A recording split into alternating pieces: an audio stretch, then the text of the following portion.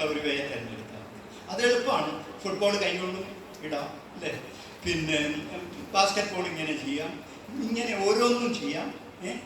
പക്ഷേ നമ്മൾ നിയമങ്ങൾ കൊണ്ട് ദുഷ്കരമാക്കപ്പെട്ട വഴിയിലൂടെ അസാധ്യമായത് സാക്ഷാത്കരിക്കുന്നു. ആ സാക്ഷാത്കാരം നമ്മുടെ ടാലൻറ്റിൻ്റെ ആവിഷ്കാരമായി. നിങ്ങളും അത് തന്നെയാണ് ചെയ്യുന്നത്. എന്താ ചെയ്യുന്നത്? നിലവിലുള്ള ഭാഷ കൊണ്ട് പറയാനാകാത്ത ഭാഷ കൊണ്ട് സാധ്യമാകുന്നു. നിങ്ങളുടെ ടാലൻ്റ് ഉപയോഗിച്ചുകൊണ്ട് കാവ്യമാക്കി തീർക്കുകയാണ്. ഒരു പടുഭാഷയെ എന്നർത്ഥം. പാടായ പൂർണ്ണമായി മനസ്സിലാക്കപ്പെടാത്ത തെറ്റിദ്ധരിക്കപ്പെടുന്ന ഒരു സാധാരണ ഭാഷയെ നമ്മൾ എന്ത് ചെയ്യുന്നു? ഇങ്ങനെ അസാധ്യമായിട്ടുള്ള ഒരു വഴിയിലൂടെ പോയി നമ്മൾ സാക്ഷാത്കരിക്കുന്നു ഈ ടാലൻറ്റിൻ്റെ ഒരു വഴി. ആഹാ, കവിത വായിച്ചപ്പോഴല്ലേ മനസ്സിലാവുന്നു ഇയാൾ മോശക്കാരനല്ലല്ലോ. അപ്പോൾ ഒരു ടാലൻറ്റിലൂടെ നമ്മളെ റിവീൽ ചെയ്യും. ഈ റിവീൽ ചെയ്യാനാണ് നിങ്ങളൊക്കെ കാത്തിരിക്കുന്നത്. വാസ്തവത്തിൽ ഒരു ചാട്ടത്തിന് കിട്ടില്ല, 2 ചാട്ടത്തിന് കിട്ടില്ല. പക്ഷേ ബ്രൂസ്ലിയെ പോലെ എട്ടൊന്നുമല്ല, ധാരാളം ചാട്ടങ്ങൾക്ക് തയ്യാറായിരുന്നാൽ മാത്രമേ, അതാണ് അതിലെ ഈ വലിയ ഗോൾ നേടാനുള്ള ഒരു നിബന്ധന. നിരന്തരമായി ചാടിക്കൊണ്ടേയിരിക്കുക, നിത്യമായി ഈ കലയുടെ ഉപാസകനായിരിക്കുക, ഒരിക്കൽ പോലും ക്ഷീണിതരായി പിന്മാറാതിരിക്കുക. ഇതിലും പലത് അതിലേക്കെത്താനുള്ള വഴിയായി ഇതിനെ എപ്പോഴും കാണുക. ഇങ്ങനെ നിരന്തരമായ, അതുകൊണ്ടാണ് ഇത്ര ഏറെ മുതലിറക്കി ഇത്ര കുറച്ച് ഫലം തരുന്ന മറ്റുള്ളവരുടെ കണ്ണിൽ, നിങ്ങളുടെ കണ്ണിലല്ല, ഇതിന് മുതലിറക്കുന്നവരുടെ കണ്ണിൽ ഇത്രയേറെ സമയം, ഇത്രയേറെ ജീവിതം, ഇത്രയേറെ ഭാവന, ഇതെല്ലാം ഉപയോഗിച്ച് നിങ്ങളൊരു കവിത എഴുതുന്നു. അതിന് ഒരു പ്രതിഫലവും കിട്ടുന്നില്ല, പരിഹാസം കണക്ക് തീർത്ത് കിട്ടുന്നുമുണ്ട്. എന്നിട്ടും അതിൽ നിൽക്കുക. ഇത്രമേൽ മനസ്സിലാക്കപ്പെടാത്ത, അത്യപൂർവം ചിലരാൽ മാത്രം മനസ്സിലാക്കപ്പെടുന്ന, കഴിഞ്ഞ 4 പതിറ്റാണ്ടുകളിൽ മലയാളത്തിലെ ഏറ്റവും മികച്ച കവിതകളിൽ ചിലത് എഴുതിയ കവിയാണ് TP രാജീവൻ എന്ന കവി. പക്ഷേ നിത്യം എഴുതിക്കൊണ്ടിരിക്കുന്ന കവിതയല്ലാത്തത് സദാ വാരികയുടെ മുൻപേജിൽ വന്നുകൊണ്ടിരിക്കുന്ന പലരും TP രാജീവനേക്കാൾ എത്രയോ പ്രധാനപ്പെട്ട കവികളായി മാറി എന്ന് നിങ്ങൾ ഓർക്കണം. ഓരോ കവിതയും വ്യത്യസ്തമായിരുന്നു. അയാൾ കവിയല്ല എന്നൊക്കെ പറഞ്ഞ ആളുകളുണ്ട്, അത് വേണം.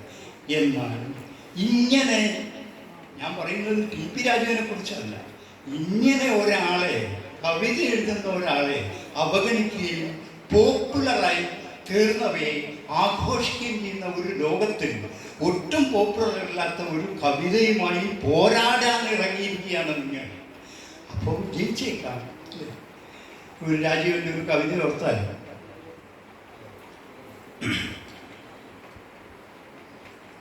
വനദേവത, രാജീവനും കുടുംബവും കൂടി അമ്മയെ കൊണ്ടുവന്നിട്ടില്ല ഇതുവരെ നഗരത്തിലേക്ക്. അങ്ങനെ അമ്മയെ നഗരത്തിലേക്ക് കൊണ്ടുവരിക.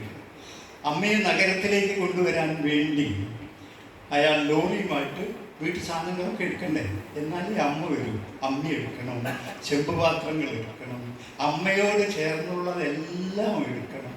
അങ്ങനെ അതെല്ലാം എടുത്തു വെച്ചിട്ട് പുറംനാട് കാണാൻ വേണ്ടി കുട്ടകങ്ങൾക്കും ചെമ്പുകുടങ്ങൾക്കും ഒക്കെ വലിയ ആഗ്രഹം. അങ്ങനെ അയാൾ ഇതൊക്കെ എടുത്തു വെച്ചുവെങ്കിലും പശു കയറിൽ നിന്ന് അമറിക്കൊണ്ടിരിക്കുകയാണ്. അച്ഛൻ മരിച്ചപ്പോൾ ജലപാനമില്ലാതെ നിൽപ്പിൽ നിന്ന പശു അമ്മ പോരുകയാണ്. അതങ്ങനെ കയറ് വലിച്ചുകൊണ്ടിരിക്കുന്നു. അമ്മ എവിടെയും പോകാതിരുന്നതിൻ്റെ ഒരു രഹസ്യം ഈ പശുവും ഈ കിണറും എല്ലാം അല്ലേ. ആ കിണറ് അങ്ങനെ ഉൾവലിഞ്ഞുകൊണ്ടിരിക്കുകയാണ്. അയാൾ കയറ്റാവുന്നതൊക്കെ കയറ്റി അമ്മയെയും കൂട്ടി വീട്ടിലേക്ക് വന്നു. തൻ്റെ ഫ്ലാറ്റ് തുറന്നു. ആ ഫ്ലാറ്റിൽ അമ്മയ്ക്കായി കണ്ടുവച്ചിരുന്ന ഒരു മുറിയുണ്ട്. അങ്ങോട്ട് കൂട്ടിയപ്പോൾ അമ്മ പറഞ്ഞു, എനിക്ക് ആ മുറി വേണ്ട, ഞാൻ കാണിച്ചു തരാം എന്ന് പറഞ്ഞു. ഇത്ര കാലവും ഈ ഫ്ലാറ്റിൽ താമസിച്ചിട്ടും ആ മുറി കണ്ടിട്ടില്ല ഈ രാജീവനോ അല്ലെങ്കിൽ ഭാര്യയോ അല്ലെങ്കിൽ കവിയോ. അപ്പോൾ പക്ഷെ അമ്മ അവരെ ആ മുറി കാണിച്ചു കൊടുത്തിരിക്കുന്നത് ഒരു പുതിയ മുറി, പഴയതുപോലെ ഇടിഞ്ഞ് അധികം വലിപ്പമില്ലാത്ത പഴയ കാലത്തെ മുറി പോലെയാണ്. അപ്പോൾ ആ മുറിയിൽ ഒരുവളുണ്ട് കട്ടിലിൽ കിടന്ന് കമിഴ്ന്ന് കിടന്ന് കരഞ്ഞുകൊണ്ടിരിക്കുന്നു. ബാല്യത്തിൽ ഇലഞ്ഞു മരച്ചുവട്ടിൽ താൻ കണ്ടതായി അമ്മ പറഞ്ഞ് താൻ കേട്ടിട്ടുള്ള വനദേവതയായിരുന്നു. വാട്ടെ മിസ്സിങ് എന്ന് പറഞ്ഞാൽ എന്താണ് ഈ കാര്യം പറയുന്നത്? ഈ പദ്യകാരന്മാരും ഗദ്യകാരന്മാരും ഒക്കെ ഉണ്ടല്ലോ. ഗദ്യ കവിത എന്ന് പറഞ്ഞൊരു കവിത ഇല്ലല്ലോ. പദ്യകവിത എന്ന് പറഞ്ഞിട്ട് കവിത ഇല്ലാത്തതുപോലെ കവിത മാത്രമേ ഉള്ളൂ. ദയവ് ചെയ്ത് ഒരാളും ഗദ്യ കവിത എന്നൊന്നിനെ പറയരുത്. കവിത ആയിക്കഴിഞ്ഞാൽ അത് ഗദ്യവുമല്ല കവിതയുമല്ല. ഗദ്യത്തിനോ പദ്യത്തിനോ സാധിക്കാത്ത ആവിഷ്കാര ശേഷി ഉള്ളതിനെയാണ് കവിത എന്ന് പറയുക. പറയാനാകുന്നതിനെ പറയുന്ന ഭാഷയാണ് ഗദ്യം പദ്യം. പക്ഷേ കവിത എന്ന് പറയുന്നത് പറഞ്ഞറിയിക്കാനാകാത്തതിൻ്റെ ഭാഷയാണ്. ഇത് പ്രത്യക്ഷപ്പെട്ടാൽ മാത്രമേ അറിയൂ. എന്തെന്ന് എനിക്ക് പോലും ചിന്തിക്കാൻ കഴിയാത്തത് എമ്മട്ടിൽ അപരനോട് ഉണർത്തിക്കാവൂ. അയാൾ ഇടയ്ക്കല്ലാവുകയാണ്. അയാളുടെ കവിതയാൽ ഉണരുകയാണ്. ഈ ഒരു സ്ഥലത്തേക്ക് കൊണ്ടുവരും. ഞാൻ എൻ്റെ ബെറ്റ് ടി.പി. രാജീവനാണ്. ഇത് ഗദ്യ കവിത എന്ന് പറയുന്നവരോട് കവിത എന്ന് മാത്രമേ പറയാവൂ എന്ന് എൻ്റെ നിർദ്ദേശത്തിൻ്റെ അടിസ്ഥാനം സമീപകാലത്ത് ടി.പി. രാജീവനാണ്. അപ്പോൾ എനിക്ക് സങ്കടമുണ്ട്. ടി.പി. രാജീവൻ മരിച്ചപ്പോൾ തീർച്ചയായിട്ടും അയാളെക്കുറിച്ച് പറയാനും വാഴ്ത്താനും ഞാനുണ്ട്. ആരും വാഴ്ത്തുന്നില്ല, ആരും പറയുന്നില്ല. ഞാൻ മരിച്ചാൽ ഒരാളും ഉണ്ടാകുന്നില്ല എൻ്റെ കവിതകളെ കുറിച്ച് പറയാൻ. അപ്പോൾ അതിന് സങ്കടം ഉണ്ടായിട്ട് കാര്യമൊന്നുമില്ല. ആളുകളുടേതല്ലേ കവിത, നമ്മളൊന്നും അല്ലല്ലോ. അവർക്ക് വേണമെങ്കിൽ ആകട്ടെ. എന്നാലും ഈ രാജീവനോടൊക്കെ കാണിക്കുന്ന ഈ നിസ്സംഗത വലിയ ഒരു അപരാധമാണ് എന്ന് നിങ്ങൾ തിരിച്ചറിയും. നിങ്ങൾക്കിടയിലെ കവികളിൽ തീർത്തും തിരസ്കരിക്കപ്പെടുമ്പോൾ അതിന് ഒരു ന്യായവും ഇല്ലാതിരിക്കുമ്പോൾ സങ്കടപ്പെടേണ്ടതാണ്. അങ്ങനെ അപ്പം ഇങ്ങനെയുള്ള ഈ കവിത അത്ഭുതങ്ങൾ കാണിച്ചിരിക്കണം. അസാധ്യം എന്നതാണ് ഭൂമിയിലെ ഏറ്റവും നല്ല വിശേഷബോധം.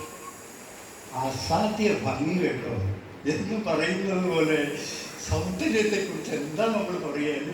സാധ്യമല്ലാത്തത് എന്ന് പറഞ്ഞാൽ മനുഷ്യ സാധ്യമല്ലാത്തത്.